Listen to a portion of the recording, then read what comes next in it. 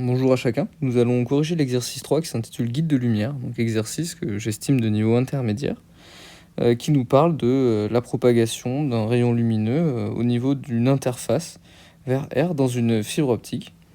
Donc tout ça c'est un résumé de cours qui nous dit que si jamais on dépasse une certaine valeur au niveau de l'angle d'incidence, on peut observer un cas de réflexion totale. Ici, on vient un petit peu nous donner des caractéristiques sur la fibre. Donc, c'est une fibre de verre cylindrique de diamètre 5 mm, courbée suivant un arc de cercle de rayon extérieur de 50 mm. Okay. Donc, ce que ça veut dire par ici, c'est que le rayon là, de la fibre, le diamètre ici, c'est 5 mm. Et l'arc qu'on a ici, c'est 50 mm. Voilà ce que ça veut dire. Hop. Et on nous pose comme première question de calculer la valeur de l'angle d'incidence pour un verre d'indice n égale 1,6. Donc on va tranquillement poser les lois de Snell-Descartes. Question 1. Donc Snell-Descartes nous dit que n fois sinus i va être égal à nr sinus fois sinus. Et là, pareil, la valeur de réflexion totale, il faut que l'angle réfracté correspond à un angle de 90 degrés. Donc, comme on a vu tout à l'heure, sinus 90, c'est égal à 1. Soit vous tapez ça sur votre calculette, soit vous êtes amené à tracer tranquillement un cercle trigonométrique. 90 degrés, vous vous situez à cet endroit-là. Donc, la valeur du sinus ici, elle vaut 1, et on se rend compte que la valeur du cosinus ici, elle vaut 0. Donc on va pouvoir simplifier cette expression, et on va pouvoir dire que sinus i, c'est égal à nr divisé par n. Donc i, ça va être égal à arc sinus de nr sur n. On fait l'application numérique, ça va nous donner arc sin de 1 divisé par 1,6, et ça va nous donner à peu près 38,7 degrés. Voilà ce qu'il en est pour la valeur de l'angle d'incidence qu'on obtient, donc c'est ce qu'on nous demandait à cet endroit-là. Ensuite, pour la question 2, on nous demande de déterminer les angles A et B. Donc on va faire un petit peu de ménage à cet endroit-là et zoomer sur la figure. Donc l'angle A, il est donné ici par la relation entre le rayon de courbure, donc le rayon de courbure qui est ici, et la largeur de la fibre. Donc ici, on peut déterminer assez simplement, géométriquement, que sinus de l'angle A, ça va être égal au demi-diamètre de la fibre. Donc, le rayon de la fibre, c'est 5 mm divisé par 2, divisé par le rayon de courbure petit r qui, lui, vaut 50 mm. Donc là, je n'ai pas besoin de faire de conversion d'unité, puisqu'on a des millimètres en haut et des millimètres en bas. Donc ça va faire 2,5 divisé par 50. Ok. Donc A, finalement, c'est égal à arc sin de 2,5 divisé par 50. Et ça, si on en fait une application numérique, on a A qui vaut à peu près 2,87 degrés. Donc voilà ce qu'il en est pour la valeur de l'angle A. Et l'angle B, donc là, si on regarde pareil la géométrie de ce triangle, que je vais reproduire sur ma partie manuscrite, ici nous avons un angle droit à 90 degrés, l'angle A qui vaut 2,87 degrés. D'ailleurs, on remarque que cet angle-là est largement supérieur à 2,87, mais c'est tout simplement parce qu'on a un souci d'échelle. Ici, on a 50 cm, à 50 mm, alors qu'ici, on n'en a que 5. Ok. Et donc, l'angle B qui est ici, il faut réécrire la propriété des angles dans un triangle. La somme des trois angles est égale à 180 degrés. Ça veut dire quoi? Ça veut dire que 90 degrés plus plus A plus B égale à 180 degrés. Donc, c'est-à-dire que A plus B égale à 180 degrés moins 90 degrés. Ça va être égal à 90 degrés. Nous, ce qu'on veut, c'est B. B, ça vaut du coup... donc ça, c'est A plus B. Hein. Je fais passer le A de l'autre côté.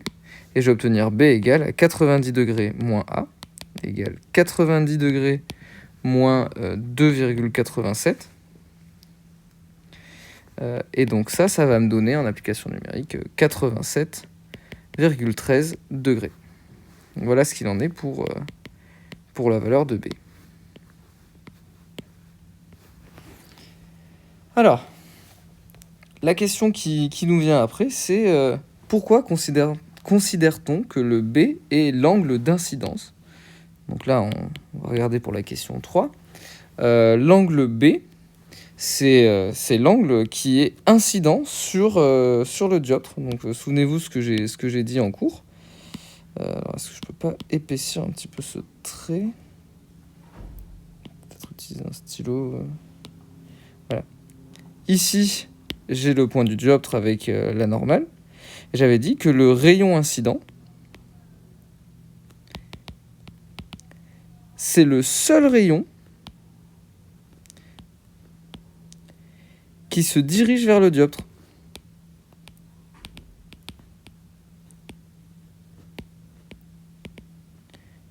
Hein, puisqu'on voit que si jamais on regarde sur notre graphe, il y a un cas par exemple de réflexion, le rayon il va partir avec un angle égal dans cette direction-là.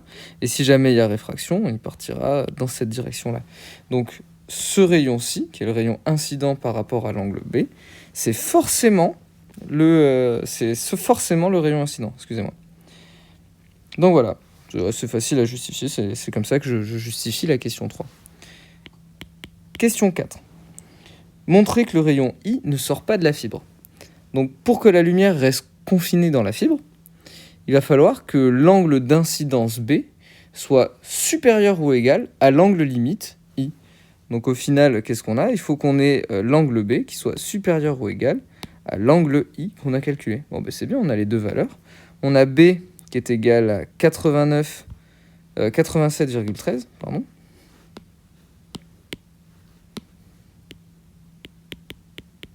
Et est-ce que c'est supérieur ou égal à I, sachant que I, on l'a trouvé là-haut, il vaut 38,7.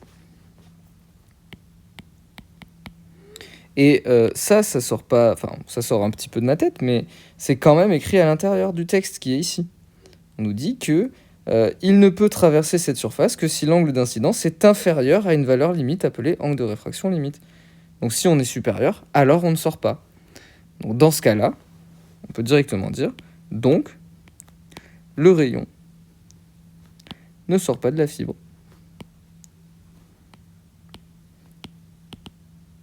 Point. Question 5. Il est recommandé de ne pas trop plier la fibre optique. Oups. Je peux en surlignage. De ne pas trop plier la fibre optique. Justifiez cela en envisageant le cas où R égale 7 mm. Bon, on va recalculer la valeur de l'angle d'incidence B. Si jamais on plie un petit peu plus la fibre, forcément, le rayon B va arriver avec un petit peu plus d'incidence. Ça peut se représenter assez facilement avec un dessin... alors, je vais faire plus courbé. D'accord ? Si j'arrive donc comme un rayon B perpendiculaire à la fibre, donc j'arrive comme ça, on va voir que plus je suis courbé, plus cet angle-là va augmenter. D'accord ? Si jamais je me courbe, imaginons encore plus, alors je ne sais pas si je vais réussir à bien le représenter, mais par exemple comme ça, et que j'arrive perpendiculaire, alors forcément, cet angle-là va continuer à grossir et ainsi de suite. Bon, c'est pas la façon la plus esthétique de le montrer, on va bien entendu faire les calculs pour un rayon de courbure qui vaut 7 mm. Donc on va repartir de l'expression de sinus A, puisque c'est sinus A, si on se souvient bien ici, qui nous avait permis d'obtenir après, par la complémentarité du triangle, la valeur de B. Donc sinus A qui est égal, comme on a dit tout à l'heure, au demi-diamètre de la fibre divisé par le rayon de courbure. Donc cette fois-ci, sinus A, ça va être égal, alors on en est sur un demi-diamètre qui vaut toujours 2,5 mm, divisé par un rayon de courbure qui vaut 7. Et donc A, on peut l'appeler A ou A', hein, va à peu près va être égal à arc sinus de 2,5 sur 7. Et ça, c'est à peu près égal à 20,9 degrés pour A'. Par complémentarité, on peut directement dire que B', le nouveau B, ça va être égal à 90 degrés moins A'. Et donc ça va être égal à peu près 69,1 degrés pour B'. Donc ce qu'on remarque, c'est que pour un rayon de courbure qui vaut 50 mm, pas 550, pour 50 mm de rayon de courbure, on a un angle d'incidence B qui vaut à peu près 87 degrés. Donc un grand angle d'incidence. Pour un rayon de courbure qui est moindre, R égale 7 mm, on a un nouvel angle B' qui est à peu près égal à 69,1 degrés.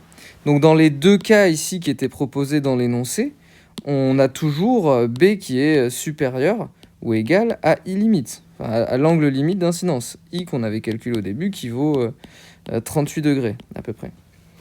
Donc dans les deux cas, le rayon de la fibre va rester guidé. Mais ce qu'on remarque, c'est que plus R diminue, le rayon de courbure diminue, plus on se rapproche de I. Donc plus B tend vers la valeur de I. Tant et si bien que pour une certaine valeur de R qui sera plus petite, à un moment donné, le rayon ne pourra plus être guidé et on va voir apparition ici de rayons réfractés. C'est un exercice un petit peu déconcertant au début quand on le regarde, parce qu'il n'y a pas tant de calculs que ça. Il y a beaucoup de blabla, d'explications. En même temps, on pouvait un petit peu le pressentir quand on voit que sur le début de l'énoncé, il y a beaucoup de textes. Mais c'est de plus en plus ce qui se ressemble sur les sujets de BTS, beaucoup de textes, de la lecture de documents. Donc c'est à vous de vous y fier. Selon moi, la seule difficulté, elle était au niveau de cet endroit-là. Et d'ailleurs, c'était assez bloquant si on n'arrivait pas à s'en dépatouiller.